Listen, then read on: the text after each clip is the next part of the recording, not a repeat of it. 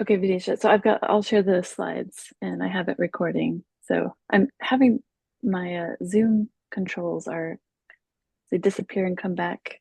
Um, seems like when they feel like it. Uh-huh. So that was making me a little nervous, but I think we're all good. So You're good. yeah. Six six lights, Shannon. I'm in phase with this one.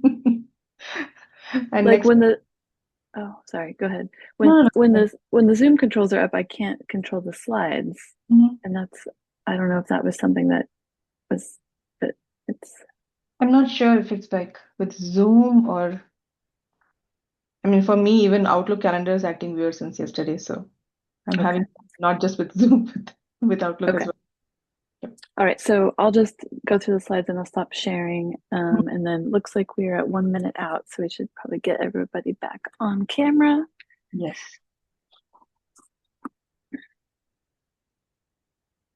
There everybody is. Hello. Yes, So everyone. I'll start it right at 10 and then you can feel free to, wait a minute to let people come in. Yep, I can see 23 attendees in the waiting room. So,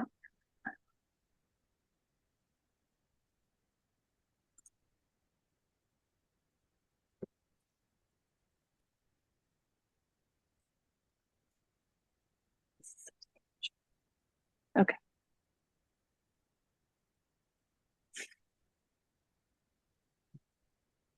okay, I'm gonna start. Yeah. Thank you, Shannon.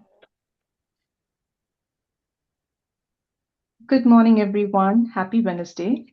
Welcome to the first CEDA webinar for 2026, a manufacturer's roundtable on cold climate VRF. But before we delve into details, I would like to invite Tina to talk a little bit about what exactly is the CEDA program. Tina, over to you. Great. Thank you so much. First and foremost, wanted to say good morning, good afternoon to everyone. And also thank you for allowing me to share a little bit more about the California Energy Design Assistance Program, also known as CEDA. It is the only statewide utility incentive program for new construction and major renovations. The focus of our program is really all about electrification, trying to go all electric whenever possible, and also decarbonization. So helping California reach some of our aggressive decarbonization goals. And what we do is we collaborate with design teams, project teams. We're trying to help reduce energy demand as well as consumption and also carbon emissions.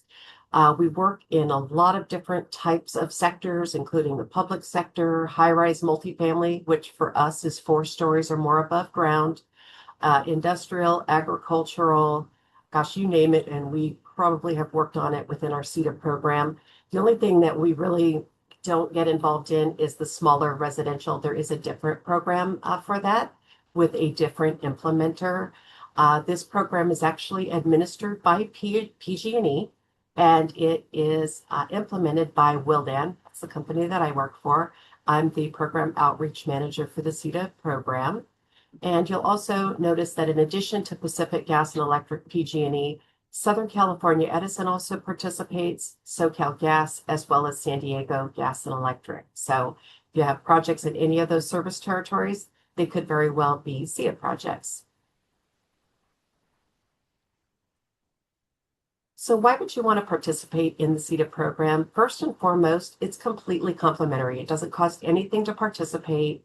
And it's just a really great way to find out what if you took a look at going all electric? What would that look like in terms of energy cost and paybacks?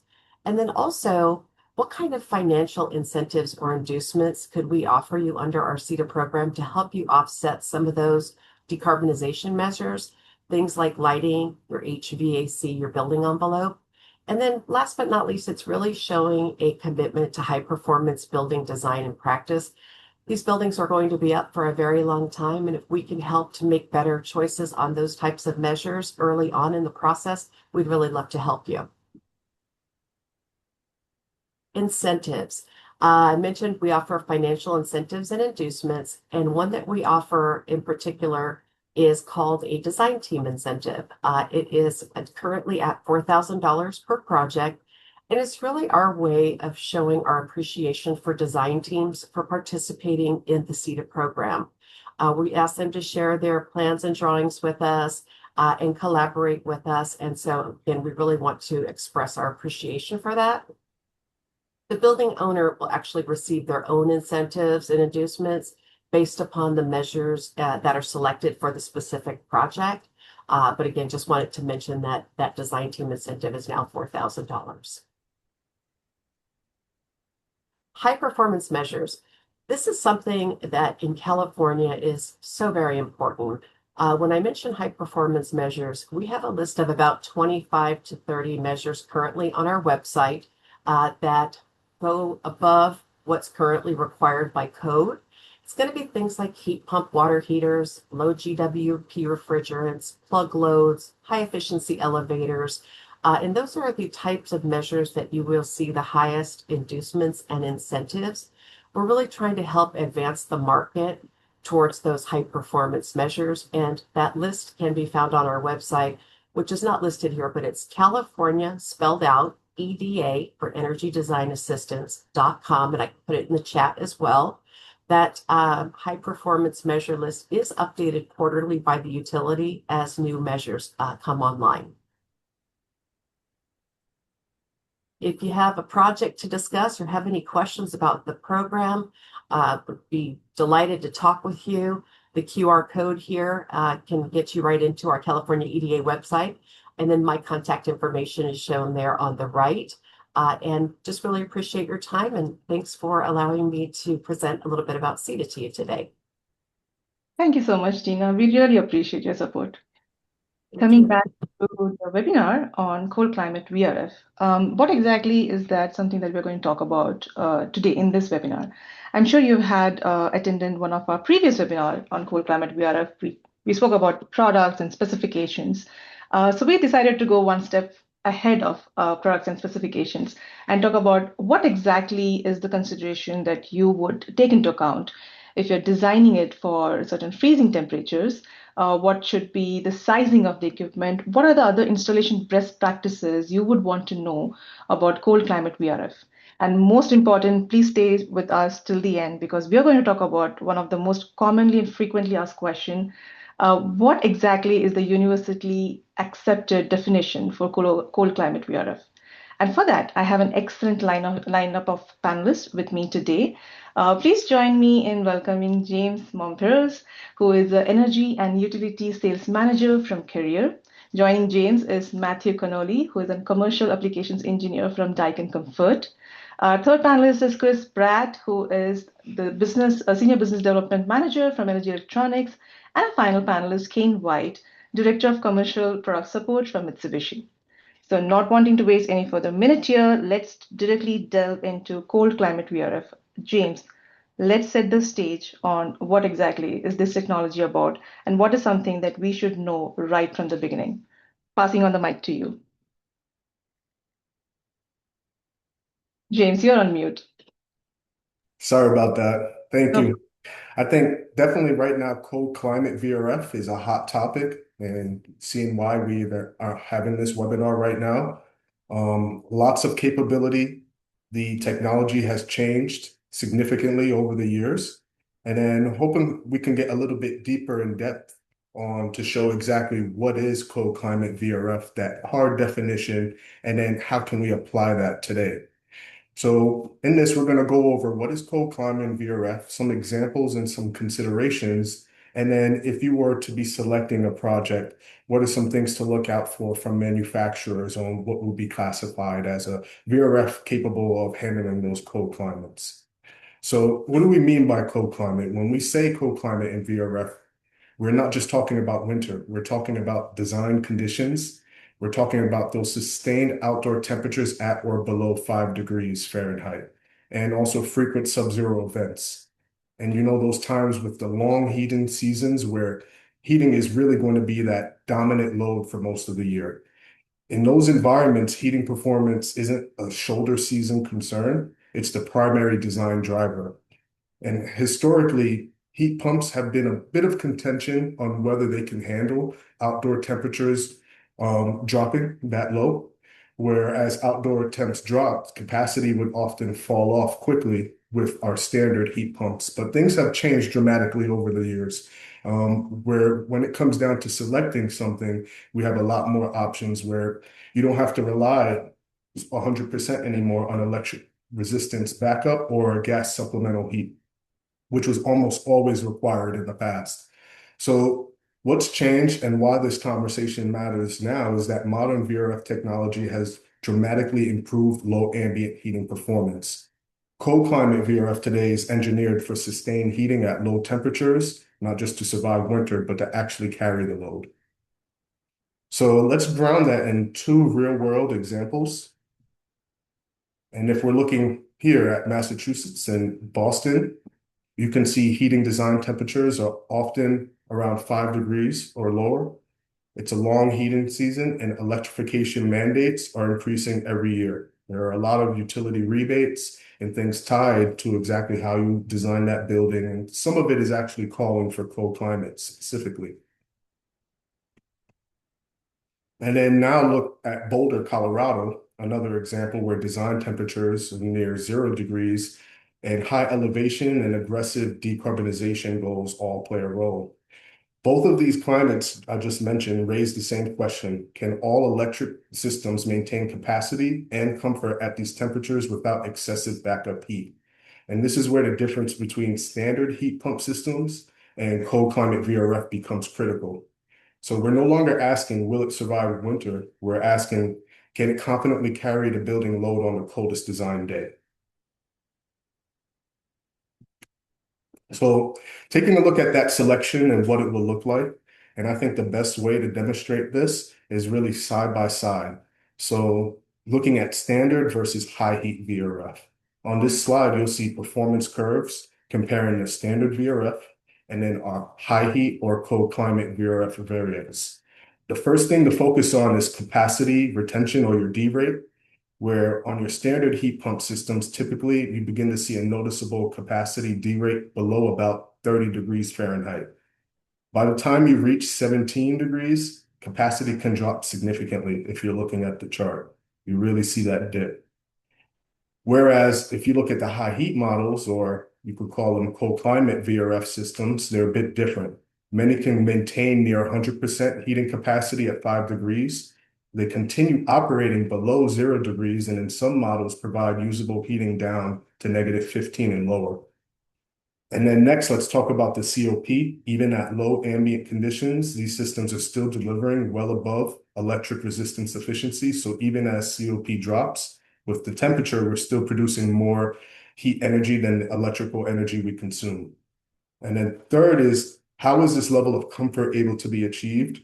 Typically, you'll see manufacturers use different technologies that they'll market, such as enhanced vapor injection compressors, larger heat exchangers, advanced defrost logic, and even tri-rotary compressors, all help stabilize your discharge temperatures and minimize comfort swings during extreme conditions. And really the key takeaway here is simple. Not all VRF systems are created equal. High heat variants are specifically engineered for these colder load profiles. So there are some additional considerations. We definitely want to keep that in mind because VRF it's a design product, depending on exactly what your building type is. You want to have your proper system selection, and that should align with your winter design temps and not just annual efficiency ratings. You want to look at things like your piping lengths, your elevation changes, branch selector configuration. All of that matters in cold climates. Defrost strategy directly impacts your occupants' comfort as well. As you see in our defrost chart at the top, you can see where that dip happens. And then next, manufacturers all have something a bit different. And I'll close with this. Every manufacturer approaches that cold climate VRF question differently. So if you're looking at your capacity claims at 5 degrees, it all might look similar on paper, but when you're actually designing a VRF system, you really want to look at some key differences that show up in the system's design, such as how that system maintains discharge air temps, manages defrost, handles elevation, and whether supplemental heat is required or not. That's why we have very important tools such as our selection softwares. And those selection tools, I would say, are extremely critical. Each manufacturer has a backed model for those tools that allow you to input the actual winter design conditions, your model capacity at specific outdoor temperatures, applying those piping corrections, and to determine if supplemental heating is required. So make sure that we're using those selection tools and the support from the manufacturer to really make sure that VRF system is designed for that cold climate. That's critical. And then, I'll leave it off with Cold Climate VRF is really no longer a compromise solution. With proper design and selection, it becomes a primary heating strategy. Even in places, as I mentioned, Massachusetts and Boulder, it's quickly becoming a core component of building electrification. And it's something that utilities are looking at and just a means of conserving energy and hitting all of those electrification goals in the future. Thank you. And also, if you have any questions, feel free to scan this code. I can guide you, at least on the carrier side, to somebody who can help you with your selection. Any help with carrier products, you can reach out to me directly. Appreciate it. Thank you so much, James. We do have one question for you. Since we set the stage, so this is going to be like the foundation question. Is VRF the same as hyperheat? What was that? Is VRF the same as hyperheat? As hyperheat, yes.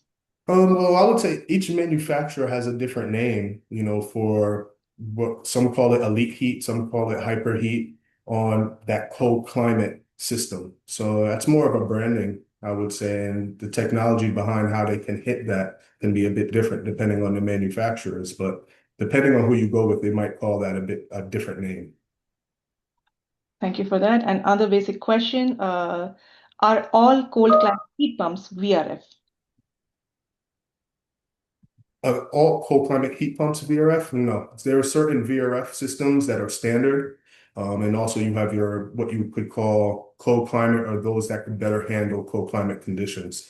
So I would work very closely, on the engineering side and with the manufacturer to see what is the best route, because obviously pricing will come into play, other factors, but they are what we would call standard systems for VRF, and then those that are more capable to handle those high heat conditions and colder climates. Thank you for that answer, James. We will keep this conversation going on. So let's welcome the second panelist, Matthew. Let's talk about different zones and how different geographical regions can play an important role in sizing the right cold climate VRF equipment. Over to you.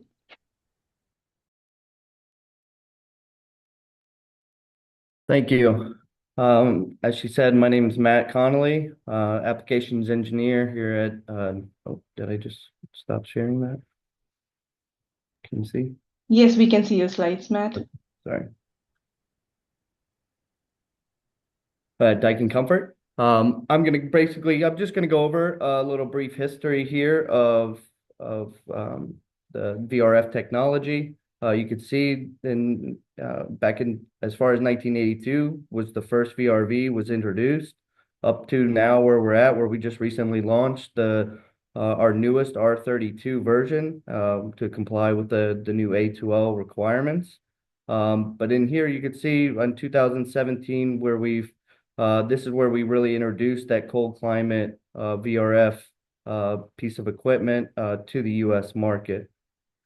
VRV is a trademark, so I know we've said VRF, which is an industry term. To give you an idea, VRF technology it does make up about 40% of the global HVAC market share, and was introduced here in North America in the early 2000s. You can see that the North American market still has a lot of potential for VRF, so keep that in mind when you are designing these projects. Some core features for that would be modular design, ultra high efficiencies, and that exceptional comfort control, even at those cold climate conditions. Not only is it VRV or VRF as part of the modular design, it's not restricted by project size as some of the other options that you might see for your building requirements. This kind of goes over, it shows a little bit of your energy efficiencies, how that treats heat transfer by different medias. What this shows is just basically the BTUs per pound versus water, air, and refrigerant. You can see that the refrigerant here has a greater capability of that heat transfer, which that's where you get you start to see those high energy efficiencies with the direct expansion systems. How is that measured? You can see that there's several different ways to measure depending on whether you're doing cooling, heating, COP, and seasonal energy efficiencies here. How that's measured, this goes over just the IER, which is going to give you that overall, how accurate is that capacity or is that efficiency of the system. So this just gives you an idea of how that all is tested. For full load, the 100% capacity really only represents about 2% of the overall usage of the VRF technology. So you can see that we have most of that falls within that 75 to 50%, which is the B and C ratings on here. So that's how you kind of get your system efficiency ratings based on that IER method. Current VRF systems in the marketplace significantly exceed that minimum efficiencies, so they are well above where ASHRAE standards are. To give you an idea, I've kind of plotted this on this chart based on tonnages to see where that basically lines up on here. So you can see how more efficient or well efficient these systems can be and provide adequate and potential savings over the long run. One feature that Daikin offers here is that it's called VRT technology. What this does is it dynamically changes the target refrigerant temperature to enhance operation savings throughout that VRF system. It works in tandem with that inverter, variable speed inverter compressor, which greatly improves the part load efficiencies by delivering more appropriate part load capacity. So like I mentioned, they're not always running at 100%. So when they're not, that's when we really want to make sure that those systems are running efficiently, right? They're not going to be just an on-off as the demand changes. This just shows the different ways that we can set up this VRT technology to help improve not only the energy efficiency for those projects, but also the comfort levels that are demanded even at those cold climate conditions. Air cooled or water cooled, these are application considerations to think about. Do we just use air cooled? Are there other alternatives as far as water cooled VRF systems to take into account? And what does that look like? Air cooled typically comes more with an ease of installation. You don't have a lot of water system requirements, less initial upfront cost. Water cooled VRF, some advantages would be in cases greater energy efficiencies and more localized installation areas, less piping, etc. And you can see those advantages, especially in the extreme climate conditions. Another thing to watch for and to look for would be correct sizing, right? We want to make sure that you're sizing these correctly, not oversizing or undersizing. That's been an area in the industry where that was, in colder climates, it was thought to, okay, well, to offset those demands and to improve the capacity or increase the capacities, we would oversize. And this shows that, undersizing, what some of those benchmarks are as far as pitfalls to watch for, as well as the oversizing, okay? Whether you get poor dehumidification or reduced efficiencies. So sizing correctly and understanding and providing correct loads throughout the design process is key for cold climate application. Other things to watch for would be refrigerant and oil management, right? This is key when it comes to cold climate application. Understanding your piping, understanding the way the oil returns back to these systems, not only to provide exceptional efficiencies and capacities, but you also want to make sure that the reliability of the equipment itself is taken into account, where we avoid excessive pressure drops or oil trapping, or any type of sludging or liquid feedback to a compressor, to just initially add to the longevity of these systems. Defrost cycles, that's a key thing when you're in cold climate application. One thing that we have here, and every manufacturer is different when it comes to defrost. This is something that Daikin has here as far as a hot gas circuit for our defrost. So what that does is it helps us it eliminates the use for a drain pan heater, so we don't have that extra electrical draw in the system, reducing any type of efficiency or added amp draw to the overall system. This just kind of shows also we have the ability here to also perform continuous heating mode during defrost. So in your cold climate applications, maintaining the heat load, maintaining the comfort in those buildings and in those spaces is key. So having the ability to provide continuous heating during that defrost is a key performance to avoid performance drop off and reduce efficiency or any cold drafts that might come up within that system. Outdoor location, that's key when you're designing these projects. You really want to understand where you're putting the outdoor unit, prevailing winds, any type of protection that you can add. Typically, when you're in cold climate or extreme climate conditions, every manufacturer has some ability or some accessories that may potentially need to be added, as far as some type of wind coverings, the hoods and snow hoods and covers. So understanding where you're putting the location of these outdoor units also comes into effect with the performance, efficiency, and reliability of the VRF systems. Not only do we do heating, but we can do cooling too, right? Cooling is also something that we get asked a lot to design around for businesses that, yes, the main area may need a heat load or heating required, but then there's certain offices that may, everybody's body temperature and preferences are different, so you may need to provide some cooling as well. So we do have the ability to provide cooling even down to -4 degrees in these low ambient conditions.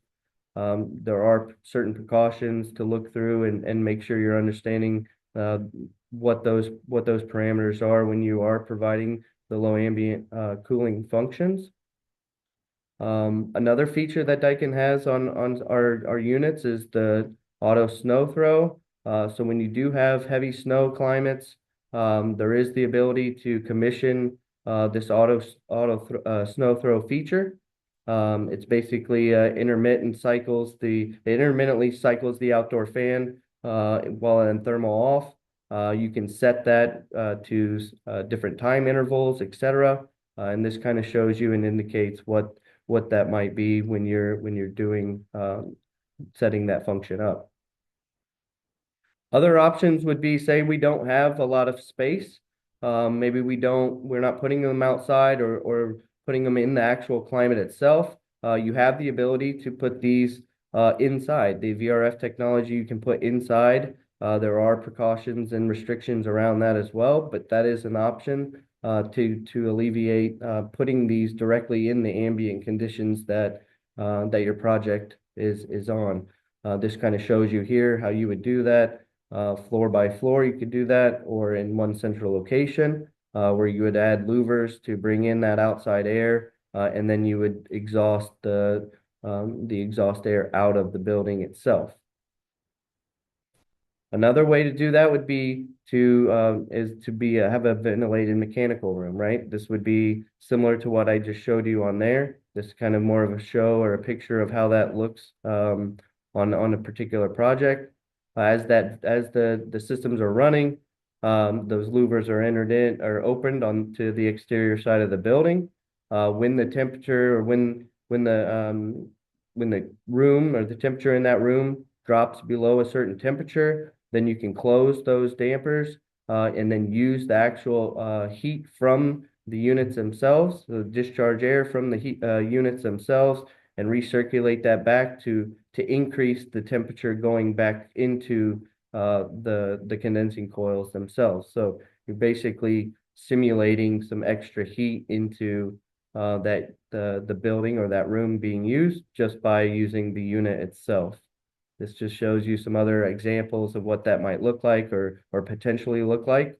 And then in some cases, this would be a case study that we did in Canada, where we removed all of these several condensing units that were on the job before.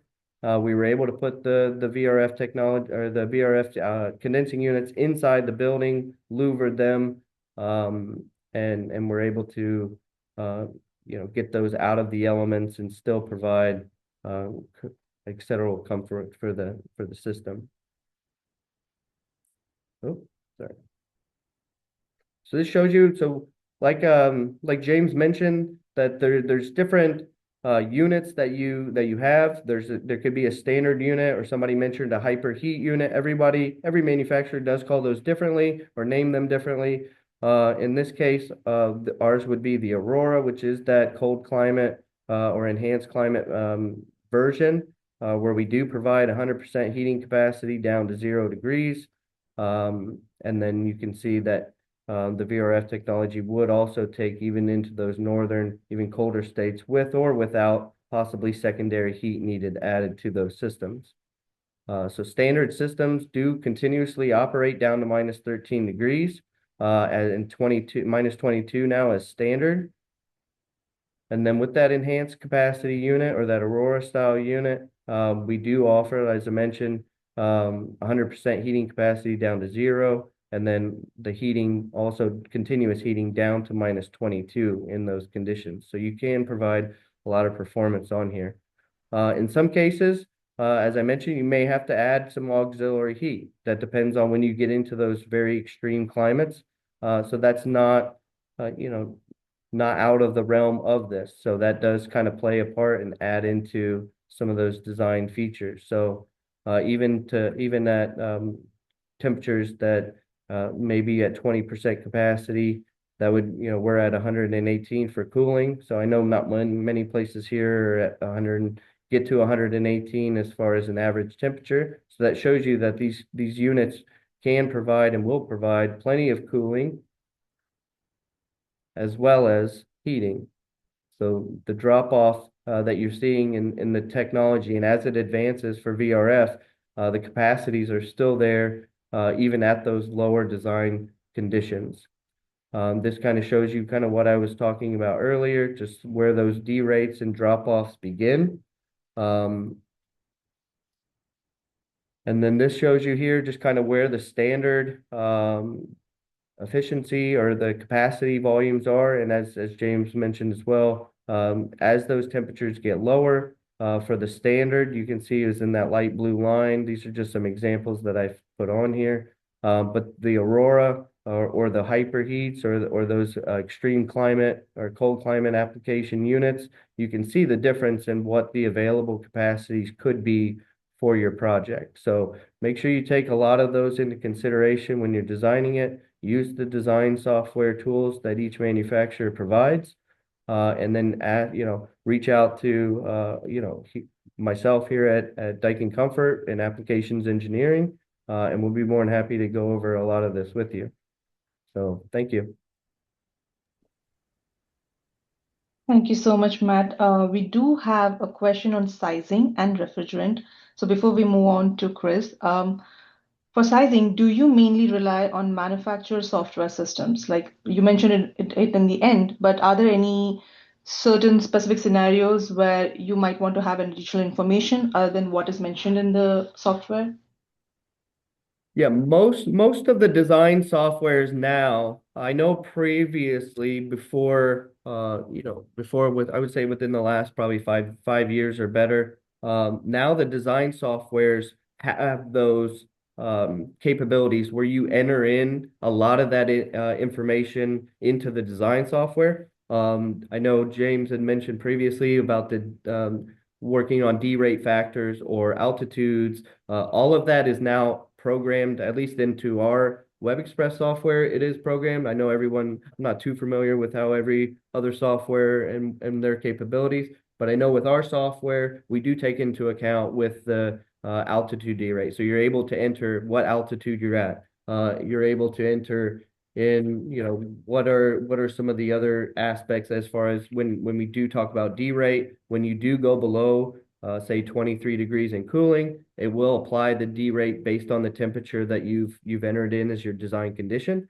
as well as for cooling in those higher heating areas too. So if you're trying to maintain both heating and cooling in cold climate, because it's not always super cold in certain climates. Sometimes you get very warm days. So you want to make sure that you're designing that system not just for a heating load, but also to maintain the cooling load that you have for that particular project.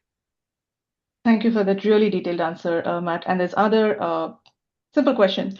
Yep. What's the refrigerant on these new systems that you're using? We are using R32. I think most every manufacturer for VRF technology is going with R32 moving forward.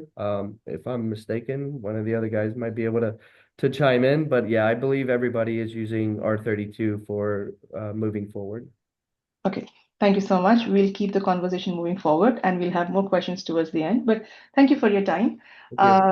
Yes, now we will move on to the next panelist. Chris, there was a good amount of snowstorm in New York, 12 or 16 inches of snow.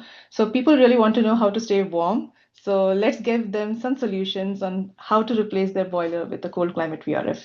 Over to you, Chris. Great. All right. Hopefully you've got me okay for audio. Let's get a screen share going here. Yes, your audio is good and we can see the screen. Great. Yeah, we'll cover a couple geographies today. I am in California normally. I'm in Long Beach today. Live in Oakland, California.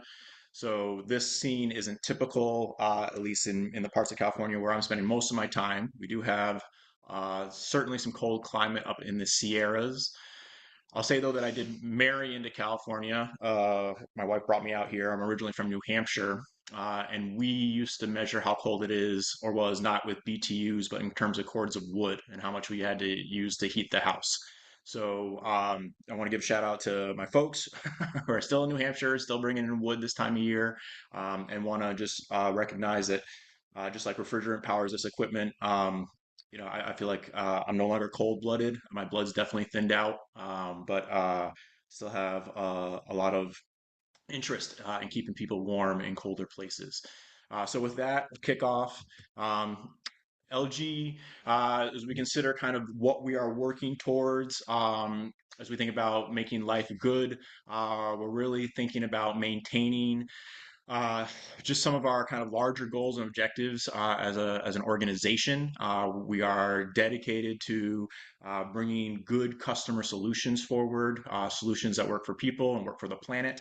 And it's exciting to see how all of these different solutions come together for what are in our product lineups. A lot of people know LG equipment based upon our appliances, but we make a large range of equipment that's more on the kind of applied side, on the mechanical side, water heating, HVAC equipment, and that's some of what we're going to be shining a light on today. We bring all this equipment together to think about all different types of building solutions. I actually focus mainly on residential projects and small commercial projects, but work really closely with folks here in California on our applied team. In California, we work really closely with DMG North and DMG Corp, which are applied reps in Northern and Southern California.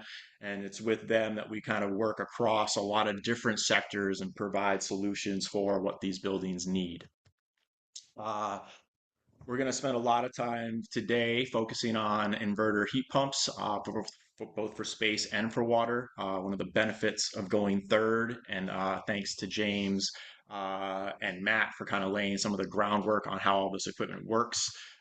Is that I'm going to be spending time kind of highlighting some of the different things that LG does in terms of product to kind of think about good cold climate solutions, as well as some applications, as we were talking about earlier, maybe shining some light into some of the work that we do in New York, as well as some projects here in California.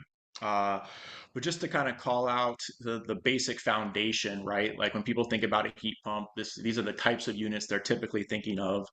These are our smaller systems, but even in this screen here, you can really see the full range of options. And so you do have more of your traditional mini splits, your single kind of zone equipment, which might be able to do just, heating or cooling, but not both simultaneously versus what happens when you get into some of our larger equipment. And so our multi-VS lineup is something that is well suited for residential size systems, but is true VRF and starts to kind of hint at what's possible where you can do heat recovery.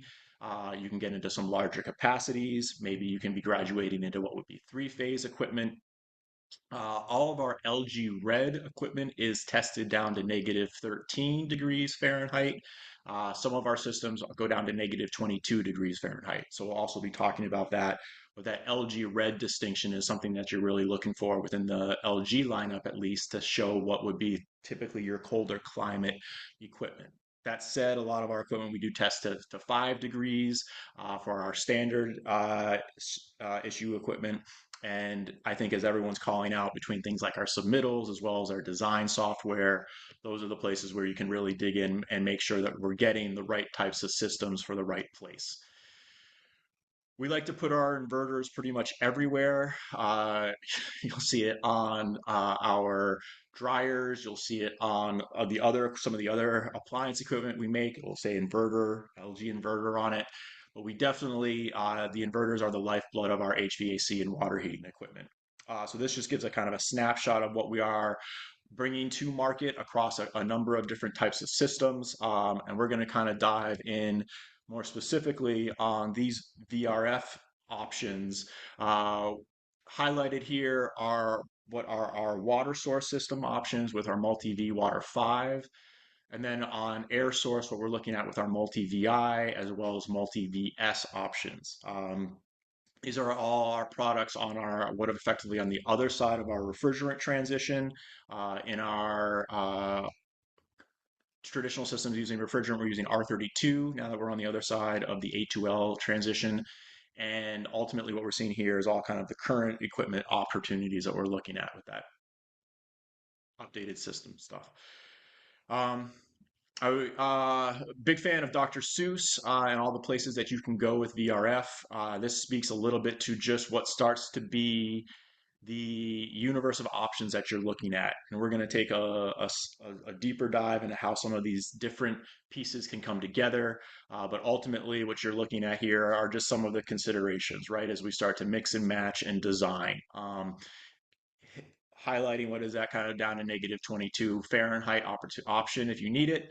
Looking at what you would be pairing with your indoor units to your outdoors. And then ultimately thinking about what are we looking at in terms of line lengths, what are we looking at in terms of runs, and as folks have been calling out, how that is going to impact your system capacities overall.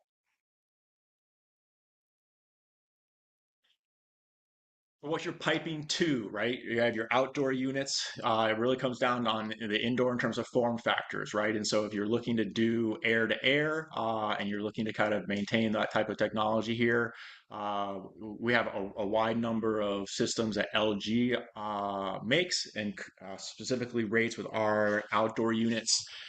Certain types of configurations are just nice and depending upon where you want to be. Mid-static units, we offer both a vertical as well as a horizontal option. Number of cassettes depending upon the indoor configuration that you're looking at. And ultimately trying to figure out how these can kind of come together to solve for what are your indoor needs. We do a lot with hot water. We have our traditional kind of tanked units. We have an air to water system, but today really want to focus on our Hydro Kit, which is a unique solution which can pair back to our multi-V outdoor VRF units. What Hydro Kit allows us to do is effectively be working with hot or chilled water. We basically can be integrating that into a system that is wholly dedicated to conditioned water loops, or you can integrate it to a mixed solution between what would be a hydronic plus a forced air solution. And basically allows you more flexible applications between things like your domestic hot water loads, working with boiler replacements or boiler preheating, as well as radiant applications. We have two different solutions with the HydroKit as well. Mid-temperature, which can both do a cold or chilled loop down to 41 degrees, as well as a hot water loop up to 122 degrees Fahrenheit. The high temp chassis just does hot water, and that can go up to 176 degrees Fahrenheit. So as we look at different solutions, specifically in cold climate, these give us a lot of flexibility, and we're going to be speaking to that shortly. When I talked to Andrew Shutt, though, who's my applied partner out here, he works a lot with the DMG team in California. Andrew also wanted to highlight another one of the technologies which we allow to kind of pair with our VRF equipment, which is our air handler kits. And so what this can do is similar to kind of how you might be running refrigerant back to our indoor units that are LG manufactured. This allows to work with third-party air handlers and still gives you the ability to communicate with those outdoor units and effectively deliver what would be the benefits of that inverter technology at the outdoor while still working with existing or other third-party indoor units. So this is one of our first project examples here. This is how a project that Andrew was excited about with the air handler and kit that we were doing in Livingston, California. This is in the Central Valley out near Modesto. So it doesn't get super cold there, 39 degrees, but it is something, again, where we're showing the capability, what this can do, keeping in mind this outdoor unit can go down to negative 22.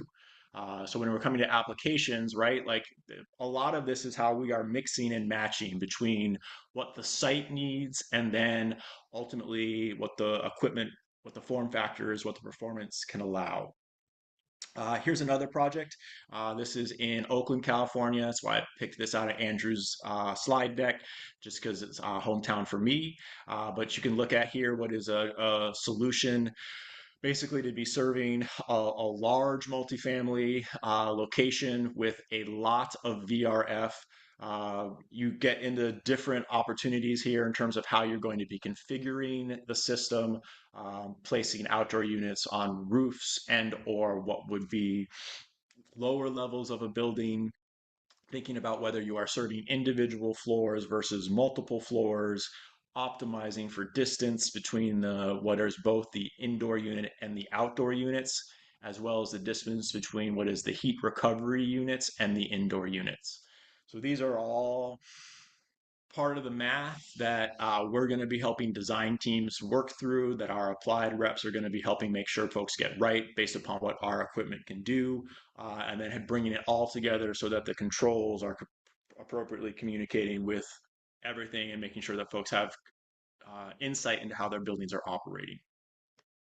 So we're going to go to another project here with some better shots in Oakland.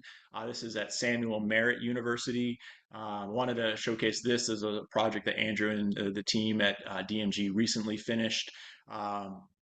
Just showing kind of how nicely an install like this can come together.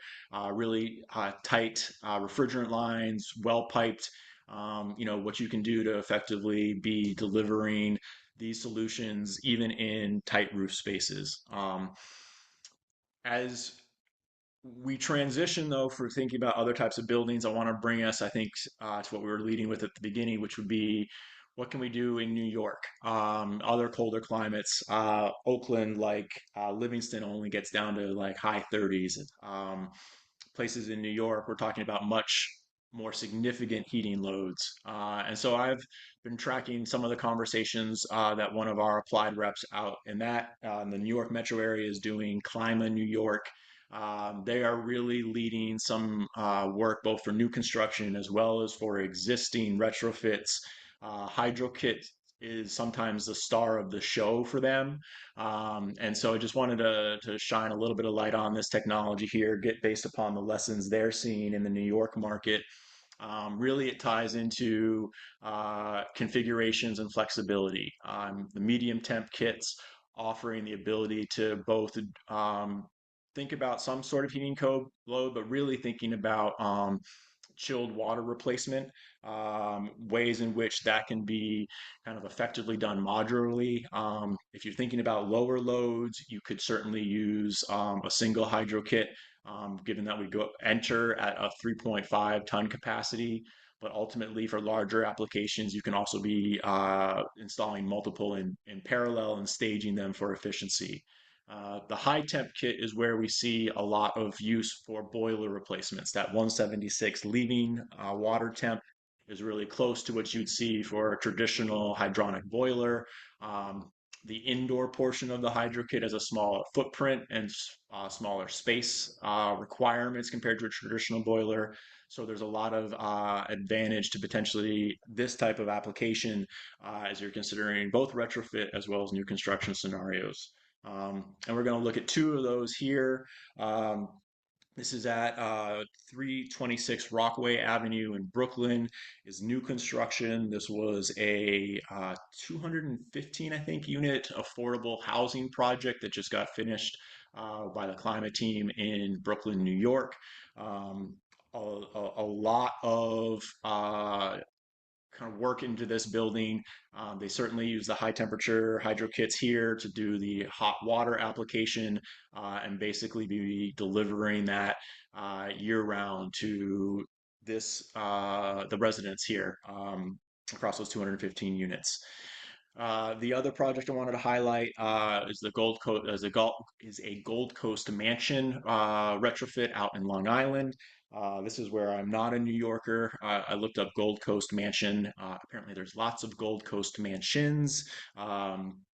This is one of them. That's why I don't have the specific site, but this is a telling photo, right?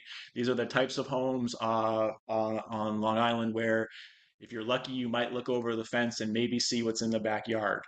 Here, we're barely looking over the fence, and what we're not seeing is all of their HVAC equipment. We just see the tops of it. But this specific historic mansion, they put in 60 tons of VRF, radiant heating, hydro kits, ERVs, all done via mobile interface for control. These are the types of projects which benefit from applied representatives kind of being very familiar with the product. These systems aren't always the simplest, but when they work well, and that's what our team is here to help. With that, this is always the cold climate application I like to end with because growing up in New Hampshire, we used to have to shovel our snow, and in my mind, my parents' minds, what would be better than being able to be in a cold climate and have your snow melt for you because you've put a radiant loop under your driveway. Maybe not all of us can get there, but darn, that's a nice feature. So with that, I'm going to call it. This is my contact information, Chris Bradt on the right. Again, I work closely with Andrew Schutt on our applied team. We are both in California. I know I saw a lot of non-Californians in the list for the attendees today. Reach out though, we can get you in touch with the right people at LG and make sure that we're here to help. And if you want information about our products, you can also scan this code here. Thank you so much. Yep, thank you so much, Chris. We do have a couple of questions. I'm going to pick two from the chat. The first question is, do you have to modify or change the radiators and piping to deploy the high temperature kit?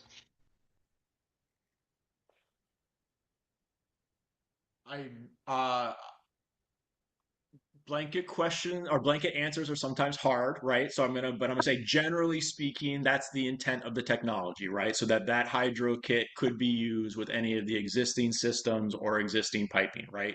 There are all sorts of then nuances to that, and we really roll up our sleeves on to get it right. But ultimately, we see hydro kit being really appealing in the retrofit market because it's a way to work with existing hydronic systems. Perfect. Thank you so much for that blanket answer. One more Yeah. question before we move on to the next panelist. And I'm going to rephrase this a bit because I don't think there's anything like bad in VRF installations, but then what are the things that you would want to have, like keep in mind when you're going for like installing these VRF in your climate? Sorry, in my climate here.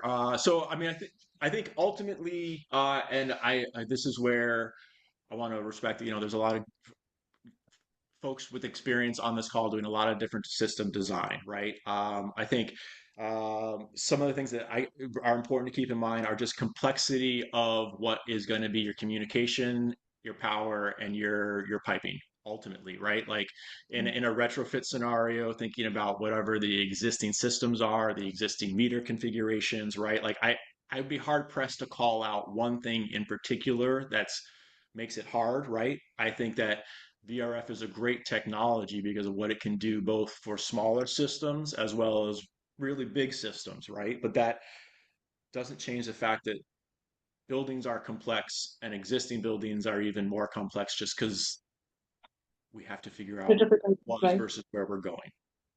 Thank you so much, Chris. We do have some questions in the Q&A chat as well as in the general chat. So I encourage you to sort of like look at them and feel free to answer while we move on to our next panelist. But thank you for your time.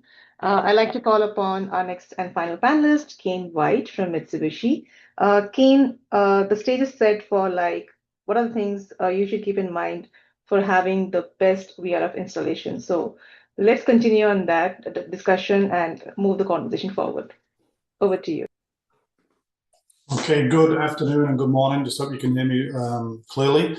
I'm going to be talking obviously with regards to Mitsubishi Electric Systems. My name is Cain White, Director of Commercial Product Support. Many of these things will apply to other manufacturers as well. So I'm not going to take too much time on these initial slides, just very quickly with our systems. We're a heat pump type system.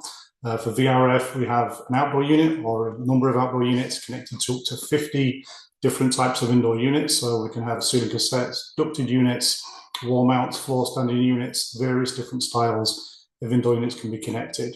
And for clarity with our systems, our heat recovery systems, or R2 is the terminology we use, our outdoor units connect to what's called a BC controller. We just have two pipes that connect from the outdoor unit to the BC.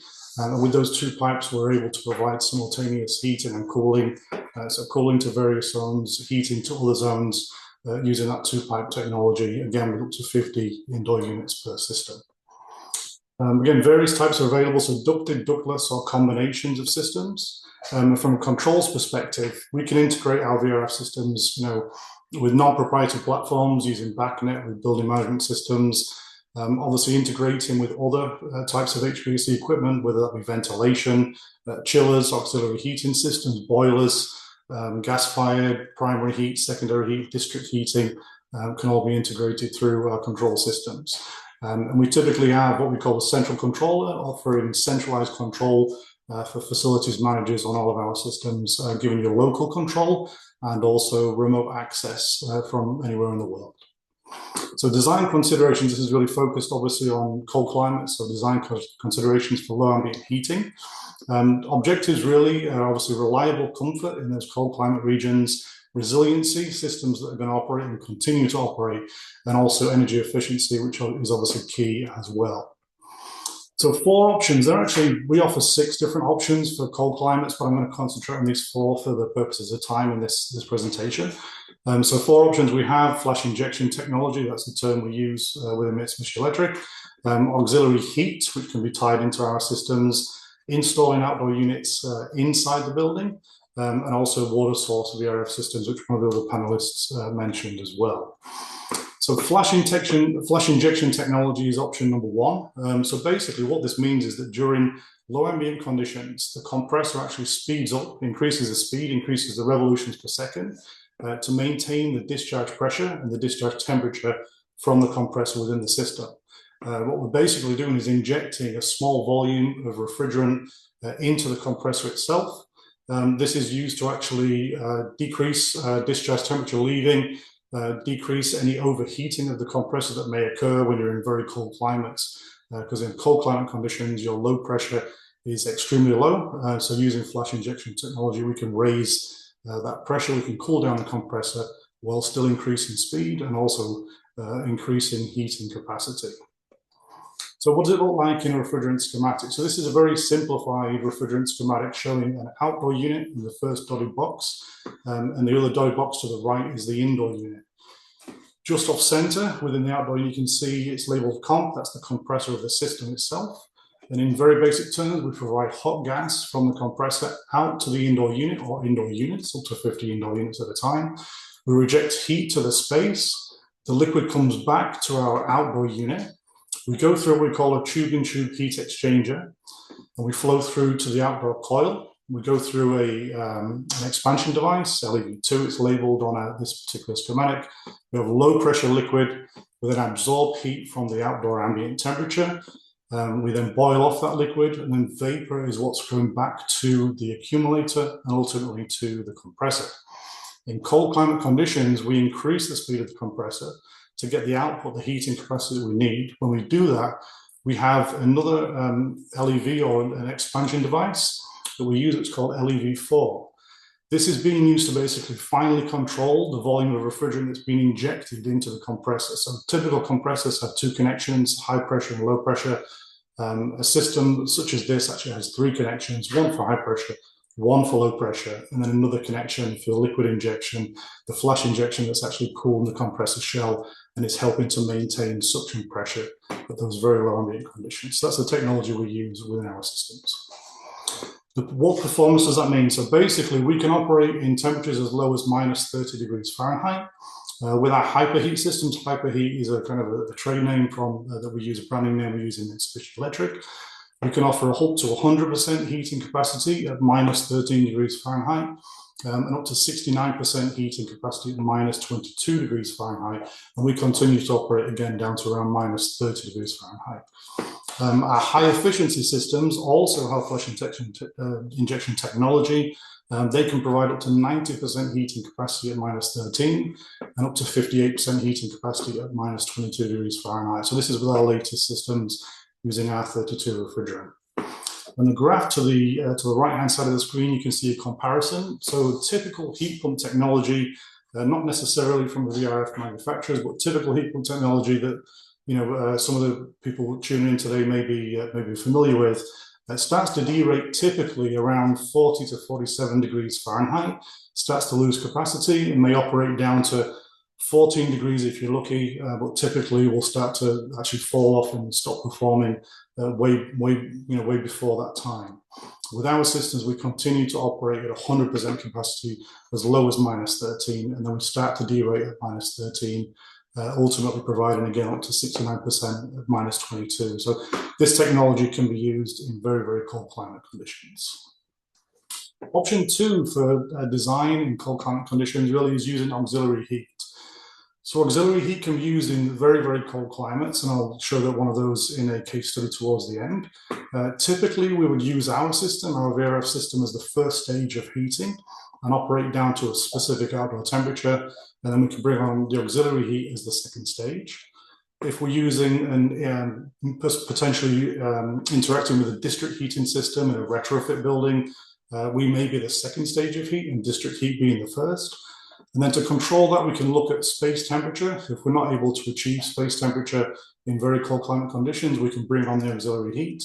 Or it can be based on outdoor temperature. There may be a trade-off of a pay point where it's more cost-effective to run a different system when we get down to, say, minus 20 degrees Fahrenheit, minus 25 degrees Fahrenheit in those really cold climate conditions, where we switch potentially to a gas-fired system. So that switchover point can be based on outdoor temperature. How often does auxiliary heat actually run when we're talking with our systems? Really not often at all with flash injection technology. It's typically less than 1% of the time or even less than that. Most winter days just require part load heating, not even full capacity. And adequately sized VRF systems really limit the need for auxiliary heat, but it is an option when you're designing or considering the design of a system. Third option is installing outdoor units inside the building. So the picture to the right is actually one of our office buildings in New York City. So in New York, where space is at a premium, it's not uncommon for outdoor units to be mounted inside buildings, not necessarily for climate reasons. It's often there just isn't the space to fit the outdoor units, or there isn't enough roof space that may be used for other purposes. But this is an option. So we can limit the D rate based on cold climate conditions. We have a central location for adding auxiliary heat. It simplifies service and maintenance because you can access the unit very, very easily without having to go outside on a cold day or an icy morning on a roof. And it's obviously useful in urban environments such as New York City. So what that looks like, this is a very typical sample design. You can see the outdoor unit in the center of the image. We have ductwork with turning vanes that allows the airflow from the system to duct out to outside through a louver. One of the other panelists kind of mentioned this similar setup. You'll have outdoor louvers allowing air into the space, and then potentially gas-fired, or in the previous image, there was actually a small radiator in that space. So a district heating system was already in place, providing heat, but this is another option for cold climate conditions. And then the fourth is using water source VRF systems. So obviously it's a water source system. This system is installed inside the building. They do not get installed outside. Based on that, there's no D rating whatsoever based on outdoor ambient temperatures. The capacity is truly based on entry water temperature. They're available as heat pumps or as heat recovery systems. And in basic terms, we have our water source outdoor units. We have boilers which inject heat into the loop. This could be a gas-fired boiler, could be an electrically controlled boiler, it could be another heat pump type system. We have a heat exchanger and then a cooling tower to reject the heat in the summertime, and a boiler to inject the heat during a wintertime condition. So this is the fourth option available for cold climate conditions. So what are some installation considerations? Obviously, we need to mount the outdoor unit at least 12 inches above the maximum expected snow depth. So if you've got, if you're in a region where you have 6 feet of snow, 8 feet of snow, then you need to be 1 foot above that snow level. So if it's 8 feet of snow, you'd be at 9 feet elevation. So it's something that needs to be seriously considered. Minimize snow drifting against the units with an open design to the base. Consider an area drain to reduce the risk of puddles or ice near the units during defrost. And exercise severe caution. We've seen this in projects with outdoor units that are installed under the drip edge of a roof and can actually result in damage from icicles from the roof. So it's something that some people do not kind of take into consideration, but it is an actual hazard that needs to be thought about. In high wind conditions, which you may face, in cold climates or alternatively in warmer climates as well, then you need to look at actually bracing and strapping units to the roof structure potentially. So something to consider for high wind conditions. This image also shows some of the wind baffles that are available to our systems. Snow hoods and hail guards. So if you're in a cold, snowy climate, then snow hoods are something to be considered and recommended. They also protect against hail damage to our outdoor units. They also improve efficiency during defrost, so that it avoids potential wind that may be blowing into the units and helps the units to defrost actually a little bit quicker or without any extended defrost period. So recommended snow hoods and hail guards in those very cold climate conditions. When planning for winter, again, just keeping equipment above the snow line. Prepare for defrost and ice accumulation from the units. Drain condensate away from outdoor units and areas where people may be walking by the units if they're, for example, next to the building in this instance. Use panel or base heaters to prevent ice buildup below the unit. So our latest systems don't require any base pan heaters within the units themselves, but you may have some pans beneath the units collecting condensate water during defrost. So something to consider. And again, exercising caution by putting outdoor units under the drip edge of a roof. If an icicle may form above it, then it's something to be aware of that could potentially cause damage. So something to think about. Third-party studies. There are a lot of field studies that demonstrate the effectiveness of VRF systems in cold climate applications. Minnesota Department of Commerce Division of Energy Resources have provided various reports from 2015, 2020, and even more recently, on performance of VRF system, whether it be Mitsubishi Electric or other manufacturers. And these studies are obviously closely watched by policymakers and advocates for decarbonisation. So proven systems with studies by third parties, not just by manufacturers. So some case studies to kind of finish off with. This case study is an AC Marriott hotel. It's a high-end hotel in Dublin, Ohio. Pretty cold climate area, 104,000 square feet. Harsh winters, temperatures below zero degrees Fahrenheit, offering very nice comfort and very quiet operation of the systems. Total mechanical install cost for this project were $550,000 less than a conventional water source heat pump system that was initially proposed. More efficient VRF system also was installed.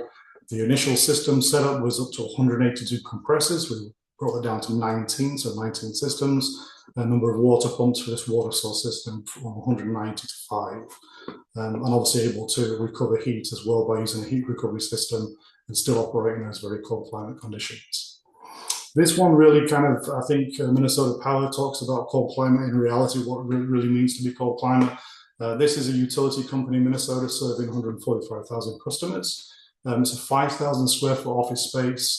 The utility company is working to help reduce reliance on oil and natural gas and promoting energy efficient electrical supplied equipment. They retrofitted their HVAC system, a system that was failing from a heating perspective, and they didn't have cooling prior to us installing our system. The design condition is minus 20 degrees Fahrenheit, and we solved that challenge by using our heat recovery systems using hyperheat flash injection technology. And we also added auxiliary heat on this project due to the fact that minus 20 is the design, but they actually drop below minus 20 in certain conditions at certain times of the year. It really demonstrates how local city buildings, universities can use our type of equipment in these very, very cold climate conditions.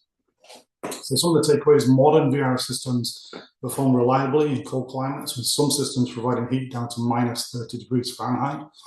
We can solve the derating challenges with flash injection technology with auxiliary heat by installing outdoor units inside the buildings and also using water source VRF systems. Auxiliary heat, if it is used, it runs infrequently, even in heat dominant regions. Preparation for cold weather installation is critical. Installing outdoor units above the snow line using snow hoods, wind baffles, wind guards, consideration of defrost, ice that may accumulate and condensate drainage, how you're handling that defrost of the unit is very, very key and important.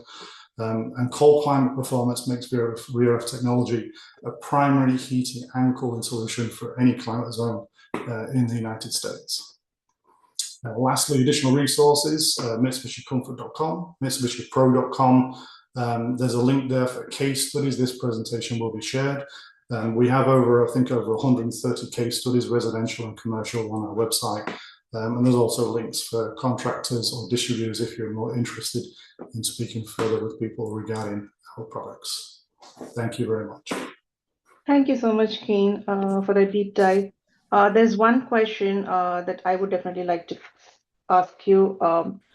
You shared something on the best practices for during the first cycles, using snow hoods, but for noise conditions, what are some of the solutions that an installer could look into? Sure. So if we're specifically talking VRF outdoor units, for example, typically our outdoor units noise levels are pretty much at conversation levels of 50 to 60 dB. Sound pressure is very typical noise levels. It's really around the noise level of a large a loud conversation. They're much, much quieter typically than chillers, large rooftop type units, so the systems are relatively quiet anyway. But if you are in an extremely noise sensitive situation, or the outdoor unit is installed very close to a window or to a residence, then there are options. For example, at specific times you may want to reduce the noise level during the nighttime. That's something you can do by using what we call a low noise mode. So we have low noise modes that can be enabled through very simple contacts. So they can enable and disable that low noise mode. Typically, they'll reduce the noise level by around 10 dB. And a 10 dB reduction, when you're actually listening to something, actually the effect of that is, but the hearing or the noise level, the effect typically is about halved. So it's a very significant noise reduction. That can be enabled again through simple contacts or through our control systems.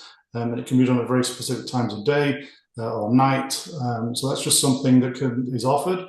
There's also other solutions that can be used to reduce noise levels for very specific projects. But typically, in 99% of cases, it's really not something that comes up because our equipment tends to be quieter than the background noise levels that you experience in most typical cities and landscapes. So, but there are options available, and that's something that you would want to consult with your local mechanical engineers or sales professionals.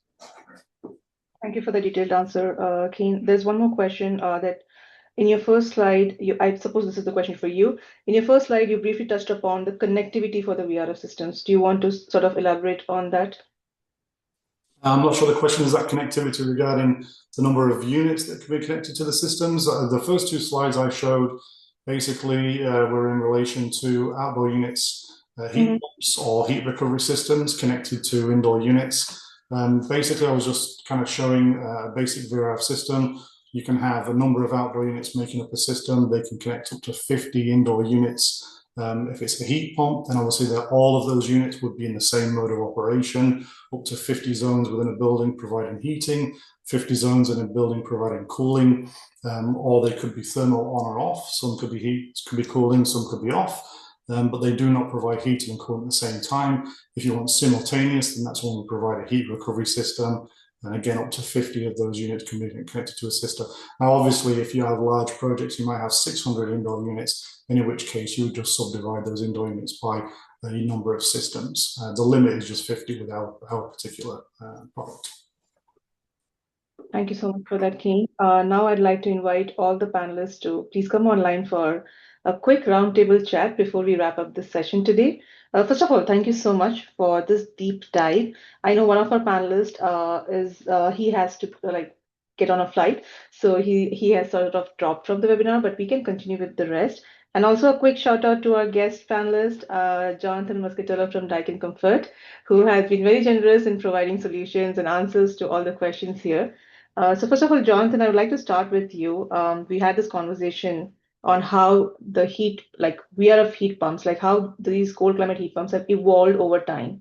So there was some lessons learned and how you see the technology today.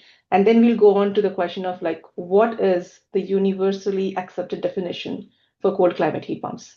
So Jonathan, you can set the stage and I would like the rest of us to join in. Yeah, I think VRF has evolved over time, specifically around this ability to serve more and more geography, colder geographies especially. And that's been, I think, a good development for the industry as a whole, and something that's a little bit unique to the North American market and our needs. I think overseas, where these products come from, there wasn't as tremendous a premium on serving the cold climate that we had, I think, here in the in North America. And so, I mean, in the 25 years I've been around this technology, I've definitely seen more and more capabilities. And we heard good descriptions of how the equipment has achieved that. We heard flash jet injection refrigeration and other strategies around making the machines not have to deal with snow buildup quite as much on the outside or ice buildup, things like that. One point I did want to make, and I know all the people on the calls have lived through this. If an installer or the designer of that system perhaps wasn't really experienced in the work that they were asked to do, a cold climate will expose any of the, let's say, shortcomings of the installation or the design that was used. And so for the brands like all of us on the call, we really try to recommend to building owners in cold climates, our installers who really know the tricks of the trade, so to speak, to make a system work well in cold climates. We recommend designers that have experience applying the product. And it's something I think for people on the call to realize that, the design and installation of a cold climate system really do make that whole outcome what we want, which is high functioning, high comfort, high energy efficiency. So I've said enough. I'll leave it there for now. That's okay, Jonathan. We like like listening to you. So yeah, moving on to Cain and Chris. Do you want to sort of like chime in on how the cold climate heat pumps have evolved, and how do you see in your own products, like when you like in retrofit situations and in commercial applications, how do you see them performing today compared to what like when you started off with? Sure. So I've been working with Mitsubishi as an employee, and prior was actually as a customer of Mitsubishi for about 29 years now. Originally from the UK, so I'm from the northern part of the UK, which is a little bit colder, but not as cold as some of North America. So our products have evolved dramatically over the last 20, 25 plus years. I think the previous gentleman's absolutely correct. When it comes to what really pushed the development of the cold climate products, truly is the North American market. We had cold climate products in Japan, in the Hokkaido region, for example. We had them in Northern Europe. We've had cold climate products for many, many years. But typically in the past, we'd offer 100% heating, maybe down to 0 degrees Fahrenheit, for example. You'd start to see products residentially and commercially that offered it -5 degrees Fahrenheit, -10, -13, then became the kind of the point that most manufacturers are working towards, with 100% performance, and now it's -22. So the limits, or as far north as you can go really within the US, we've pretty much taken it to, I would say, well within the capability of most of the United States from a heating performance perspective. And I can only see, as we progress, heat exchanger technology continues to evolve, compressor technology continues to evolve, flash injection or other forms of injection continue to be refined, and we're able to push the limits even further. So -22 is the current kind of gold standard. I imagine that will get even colder as we move forward. Obviously, other refrigerants can also offer benefits.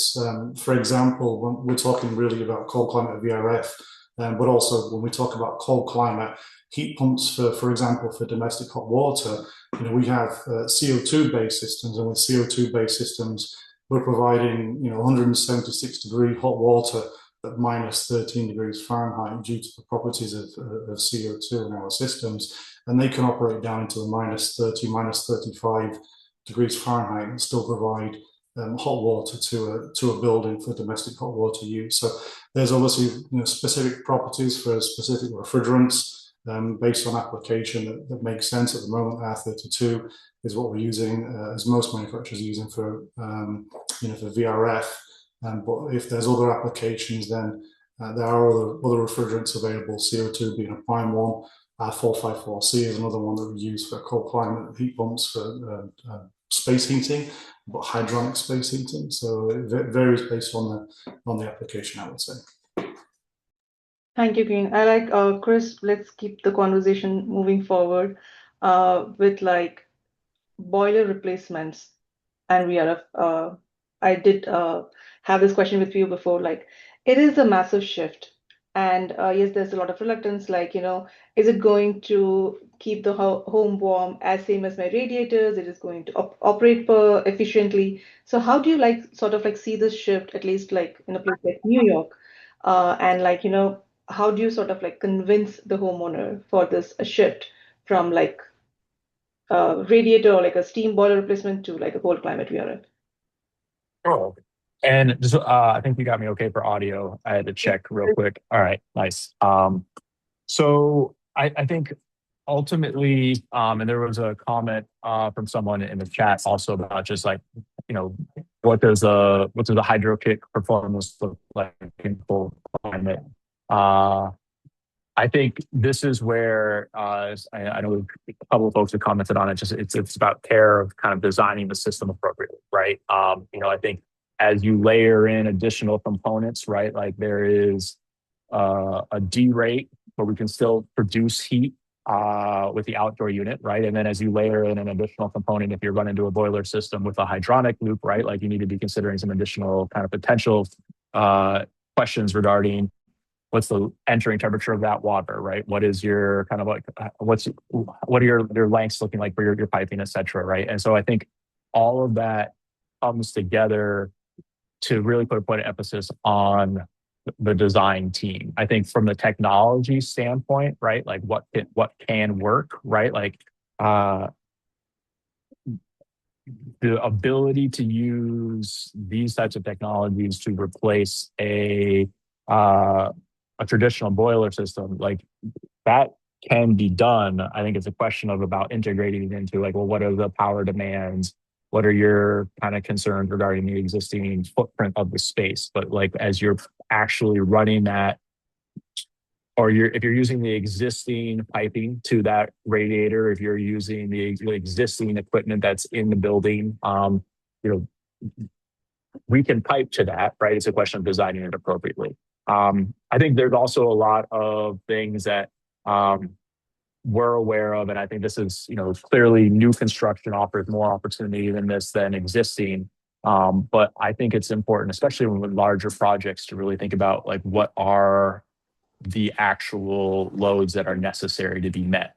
And I'll offer that just, there's folks that we work with out here and track out here in California. You just look at some of the assumptions for water heating loads in multifamily buildings, and they are based upon water usage estimates that are very antiquated. They're based upon fixture flow rates that are antiquated, right? They're based upon a lot of demands. This is probably a little bit less specific on the HVAC side, but anytime you're talking about piped water, the amount of water in those pipes is directly influencing the kind of the output that you're going to need to generate from your equipment, right? And I think that there is some really interesting stuff going on in terms of understanding what are our basic engineering assumptions for the amount of storage capacity we need, et cetera. So I think that's, folks on this call are really well connected to people who are skilled in the design community. I think Cain was calling out, right? Like that's what helps make sure that we feel good about our equipment working well. And so if we're working with any of these manufacturers, I would definitely encourage folks to kind of lean in on what those relationships can do for projects. Thank you so much, Chris. So, and moving on with this, with a final question to Matt. Matt, with design considerations and like Chris really brought up this good point on engineering considerations, retrofit and new construction with the tool that you mentioned about in your presentation, do you feel like at any point would there be a need for an intervention? Like, even if the design tool says like it meets 100% of your load at this particular design temperature and altitude, do you still feel in case of retrofit situation, would there be a need for like a manual intervention where someone has to come and still do a sort of like a check or probably some other changes to the design, or stick to what the design tool mentions? No, yeah, I think with any project with the level of expertise when it comes to designing the VRF systems, I know a lot of the panelists has mentioned there's a lot of aspects that go into not only just the design conditions, the design criteria, but then also designing the systems using the software itself. Once you do that, yeah, the software will get you to a design system that should work and give you the printout of the available capacities, the how the system's going to operate, what the load demand, what the electrical demand, all those kind of things on there. But when you get out to the project, as many people probably that are in the field or have been in the field know that there are obstacles that may come up, right? You may not be able to foresee every aspect of those projects from a design standpoint or an installation standpoint. So yeah, working with the design teams or your application teams that will help you go through the trainings that are offered by, I'm sure each manufacturer has training offerings for the VRF technology and the design concepts behind that. And then we can elaborate a lot deeper into what is actually required. You know, it's easy for us to sit on here and give you little glimpses of here's what it can do and what you need to kind of look for. But we do provide trainings that are specifically honed into different applications, whether it's cold climate, whether it's hot, humid climates, et cetera. So then you can really then dig into the details and really fine tune and get a better understanding of how these systems are going to operate, what is changing within the systems as the conditions change, whether it's indoor load conditions or outdoor ambient conditions. So yeah, I think monitoring and continuously working with your design teams or your design engineers throughout from the start of the design process to the end of the installation process is key to making sure that you have a correct design and the correct installation, because that's going to go a long way with the longevity and basically the reputation of the VRF technology in these applications. Thank you, Matt, for the final statement for this webinar today. Really appreciate all of your time and for this really cool conversation on how to stay warm with the cold climate VRF. Appreciate all the time that you have taken for the presentations, for the deep dive. So a big shout out to our panelists on behalf of myself and my super awesome colleague Shannon Wilson. To all the attendees here, thank you for joining us for this webinar today. We will be sharing out the slides and recording with you all. We appreciate all the good conversations that you kept on going with in the chat and all the questions that you came up with. So we appreciate everyone's time and I wish everyone stay warm with the cold climate VRF and join us for the next webinar. But yes, thank you so much and have a great rest of your day. Thank you.